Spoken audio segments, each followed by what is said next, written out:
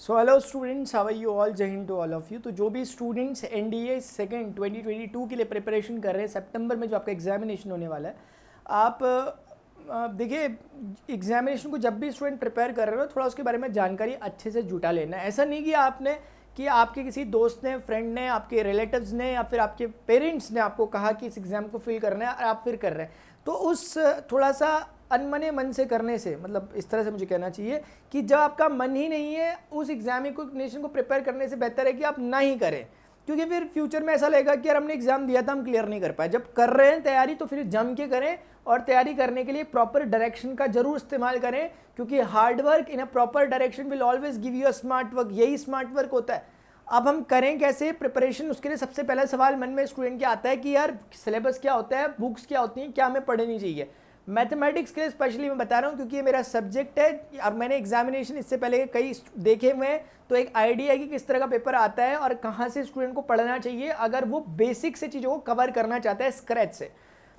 आप सोच रहे होंगे ऐसा कुछ ना, कि ऐसा कुछ हमें पता चले जहां पर हम प्रॉपरली चीज़ों को पढ़ें, उसके बाद हमें प्रॉपर एग्जाम्पल मिले, फिर हम करें, ऐसे करते हुए चले, और एक बढ़िया से हमें एजुकेटर टीचर हमें मिल जाए जो हमें प्रॉपरली गाइड करते रहे हमारी जर्नी के दौरान। हमें मैथ्स में अपने आप को बहुत अच्छा करना है और जीएटी हमारी बहुत अच्छी है। ऐसे बहुत से स्टूडेंट होते हैं जिनको लगता है कि जीएटी उनकी सही है, उन्हें मैथमेटिक्स में इंप्रूवमेंट की जरूरत है। अगर वो मैथ्स में अच्छा कर लेंगे तो वो सब कुछ कर देंगे, क्योंकि उन्हें भरोसा है कि आगे का एसएसबी उन्होंने क्लियर कर देना है। उनको कभी कभी एक बड़ा हर्डल लगता है मैथमेटिक्स, तो ऐसे स्टूडेंट के लिए मुझे बना रखा भगवान ने। किसको बना रखा? मुझे बना रखा। तो मैं आपकी मदद के लिए हूँ। मैथमेटिक्स में कभी भी प्रॉब्लम आती है उसके लिए मैं बताऊंगा कैसे कैसे हमारी क्लासेस चलती हैं, कैसे मैं पढ़ाता हूँ। लेकिन उससे पहले मैं आपको बताना चाहता हूँ कि आपको किन बुक्स को फॉलो करना चाहिए, जो आपके पास एसेंशियली होनी चाहिए।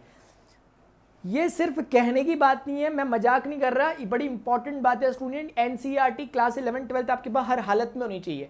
और क्या होता है, कभी कभी हम सोचते हैं कि यार हम एनसीईआरटी यार क्लास 11 की इतनी मोटी बुक है और 12th की 2 बुक है, तो यार इतना करने करने तो कितनी हालत खराब हो जाएगी। ऊपर से हमारे दोस्त ने कह रखा कि भाई मैं मैथ्स का होके नहीं कर पाया, तुम क्या कर लोगे यार बायोलॉजी के होके, या फिर तुम्हारी तो आर्ट साइड है, कॉमर्स वाले हो।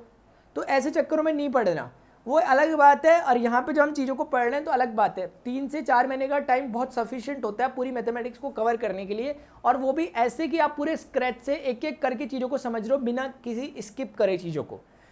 तो उसके लिए आपने एनसीईआरटी अपने पास दोनों की दोनों रखनी है, क्लास 11th और 12th की। सब कुछ नहीं आता लेकिन बहुत कुछ आता है उसमें से।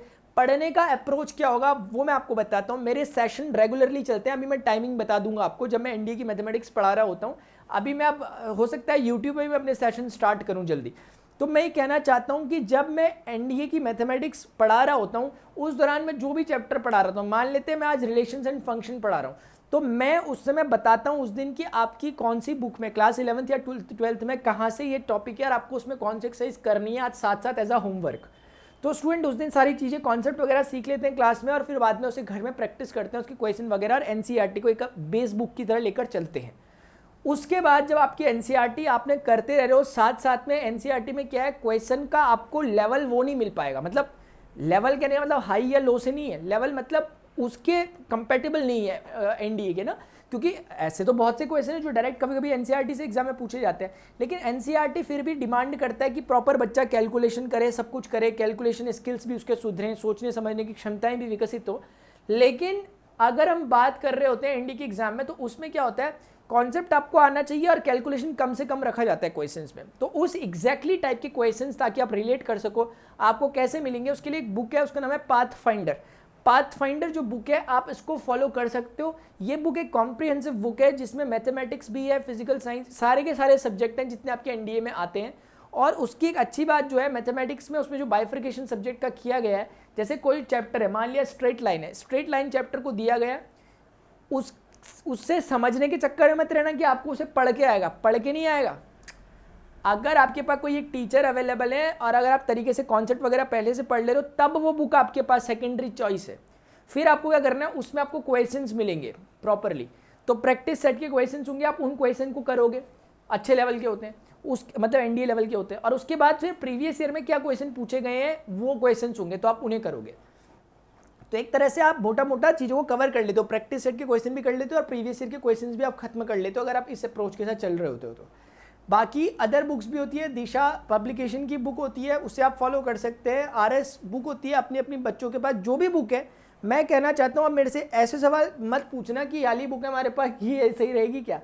बुक्स सारी की सारी सही है, बस हमें एक ऐसी बुक चाहिए जिसमें एनडीए लेवल के प्रीवियस ईयर क्वेश्चंस जो ऑलरेडी आए हों वो अवेलेबल हो। अगर आपकी बुक में तो आपकी बुक ठीक है, और कुछ उसमें प्रैक्टिस सेट के लिए क्वेश्चन अवेलेबल हो। बस ये दो रिक्वायरमेंट जिस बुक में, और करेक्शन ना हो, मतलब उसमें गलतियां ना हो, एक अच्छी खासी जाने माने पब्लिकेशन की बुक हो ताकि गलतियां उसमें कम से कम हो, तो ऐसी बुक को हम फॉलो करें। और फिर वो आप कोई भी बुक फॉलो कर सकते हो।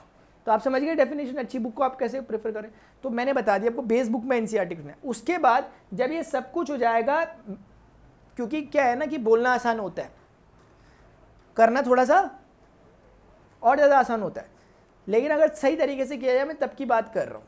तो मैं ये कहना चाह रहा था कि अब आप पढ़ोगे कैसे, उसके लिए आप चीज़ें, मेरी एक बात ध्यान रखें, क्लासेस को बिल्कुल छोड़े मत। अगर सच में, मैं बात उन्हीं से कर रहा हूँ जो सच में सीरियसली स्टूडेंट यहाँ पे मुझे सुन रहा है, और उसे नहीं कर रहा जो हवा में खाली एग्जाम दे रहे हैं। जो सच में एग्जाम दे रहे हैं, जो सच में मैथमेटिक्स से स्ट्रगल कर रहे हैं, उनके लिए मैं बात बोल रहा हूँ कि आप कुछ ना करें। ये जो चीज़ है, मेरी क्लासेस का टाइम, अरे कहाँ गया हो, मेरी क्लासेस का टाइमिंग था, उड़ गया यार। चलो मैं बता देता हूँ क्लास का टाइमिंग क्या है मेरा। मैं अभी मेरी 2 क्लासेस चलती हैं, एक मेरी प्लस में क्लास चल रही है और एक मेरी स्पेशल क्लास चल रही है। प्लस में जनरली मेरे 2 बैचेस चलते हैं, 2 क्लास चलती हैं प्लस में, लेकिन मैं आपको एक बताऊंगा जो मेरा मेन कोर्स है। ये मेरा चल रहा है 2 o'clock से 3:30 का, यानी कि 90 मिनट्स की मेरी ये क्लास चल रही होती है। इसमें हम डिस्कशन कर रहे होते हैं। अभी जब ये वीडियो आपके सामने है तब मैं 2 क्लास ले चुका हूँ इसकी, स्ट्रेट लाइन पर थी दोनों। अब हम सर्किल वगैरह पे आगे बढ़ रहे हैं। स्पेशल क्लास का टाइमिंग है 8 PM से मेरी रेगुलर क्लास होती है स्पेशल क्लास, जो कि कंप्लीटली फ्री ऑफ कॉस्ट होती है 100%। अगर आपने कभी एक्सपीरियंस नहीं किया, आप इसे एक्सपीरियंस करें। अगर आप स्पेशल क्लास वगैरह जानते हैं क्या होता है क्या नहीं होता है, आप जल्दी से जल्दी, अगर आपके पास प्रॉपर रिसोर्सेज हैं, अगर आप कैपेबल हैं, तो आपको सब्सक्रिप्शन जरूर लेना चाहिए इंडी का, ताकि अपनी स्टडी को एक प्रॉपर वे दे सको, ताकि एक प्लानर के थ्रू अपनी पढ़ाई को कर सको। और बहुत सी चीज़ें होती है इसमें, क्लास के बाद आपको ऑटो DPPs जनरेट होती हैं और आपको नोट्स मिलते हैं, वो सब बातें होती हैं। तो ये एक चीज़ होती है। तो प्लस की क्लास मेरी है, और इस प्लस की क्लास के बारे में मैं इसलिए अभी ज़्यादा कह रहा हूँ आपको, क्योंकि अभी अनअकैडमी की तरफ से 28 तक, 25 से 28 तक आप चेक कर लेना। आप जब भी वीडियो देख रहे हो एक बार गेट सब्सक्रिप्शन में जाके कि कितना ऑफर चल रहा, क्योंकि अभी तक जो मैं बात कर रहा हूं, if you are using this as a referral code PRAN31, then you can get maximum 20% discount on your subscription. तो आपको 20% का डिस्काउंट मिल सकता है, जो जनरली 10% होता है वैसे। तो अभी स्पेशल ऑफर के तहत ऐसा है। तो स्टूडेंट यही है, मैंने जो आपको बताना था मैंने होपफुली आपको बता दिया होगा, और आपको ये सब बातें समझ में भी आई होंगी। जिसको जिस भी प्रकार की प्रॉब्लम हो, प्लीज़ मेरे से कांटेक्ट करें। नीचे वीडियो को पहले लाइक जरूर करें, शेयर करें इस वीडियो को उन स्टूडेंट के साथ जो कि प्रिपरेशन कर रहे हैं एनडीए जैसे डिफेंस एग्जामिनेशन के लिए, और इस चैनल को सब्सक्राइब जरूर करें, क्योंकि यहाँ पर इस तरह की चीज़ें आपको मैं बताता रहता हूँ, जो मैंने आपको भी जैसे अभी बताया। कुल मिलाकर पूरी बात का जो एजेंस है वो मैं आपको देकर जाना चाहता हूँ। वो बात मात्र इतनी सी है कि आप क्लासेस में जरूर आया करो।